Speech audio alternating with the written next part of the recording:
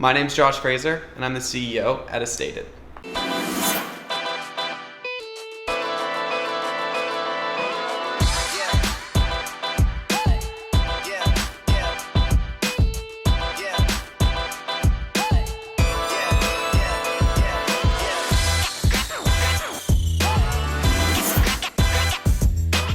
So Josh, what is Astated? So Astated sells United States real estate data. So we have access to about 140 million properties across the entire United States. You can look at about 40 years historical data on every single one of these properties. We sell it to various different industries, but primarily mortgage lending and home insurance uses it the most. Josh, would you consider yourself an entrepreneur? Yes.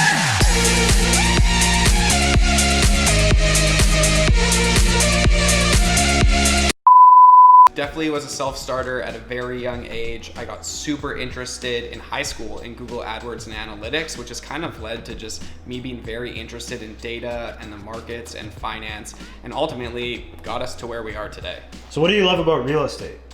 So it's arguably one of the largest industries on the entire planet. There's trillions and trillions of dollars in it, and I've always been fascinated by money. It's something that makes me tick, so it's really easy to dive into every single day. It's allowed me to do something that I love, and it's also helped with recruiting people around it as well, because it's such a lucrative business and there's so much capital in it. And I also find that there's a ton of wealth generation in it. It's been incredible for my personal portfolio over the years. And I've actually seen a lot of my coworkers build their own portfolios over the years. So I just truly love it, and I think it's going in a right direction. It's a great place to invest your money. What would you say are the 3 most valuable lessons that you've learned since you've started in this space? Number 1, and I repeat this to my coworkers all the time, brutal honesty delivered kindly. I learned that from Foundry Group. The second one would be from Gary Keller, from the founder of Keller Williams, which is praise in public and correct in private. And the third one is a leadership quality that one of my mentors, Larry Smith, taught me, and that's never say more than exactly what needs to be said. So what are your goals for 2020? Number 1, survive. Number 2 would be to just continue building a great company. I really love what I do. And then the last one I would say is just optimize for happiness. I think that's something that when you're being an entrepreneur can sometimes run away pretty quickly. And this summer I've been really working towards just spending a ton of time and enjoying the good life. Yeah, you have. If you had any advice for the people watching right now, what would it be? Since we're right in the middle of 2020 and there's a global pandemic happening, I'd say financial responsibility is going to be critical for the next 12 months.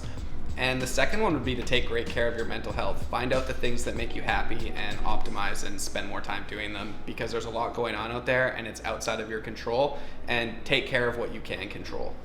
Nailed it. Got red bottoms on. Life is good, you know what I mean? Gucci slippers. And I've never really been satisfied with what I've been doing.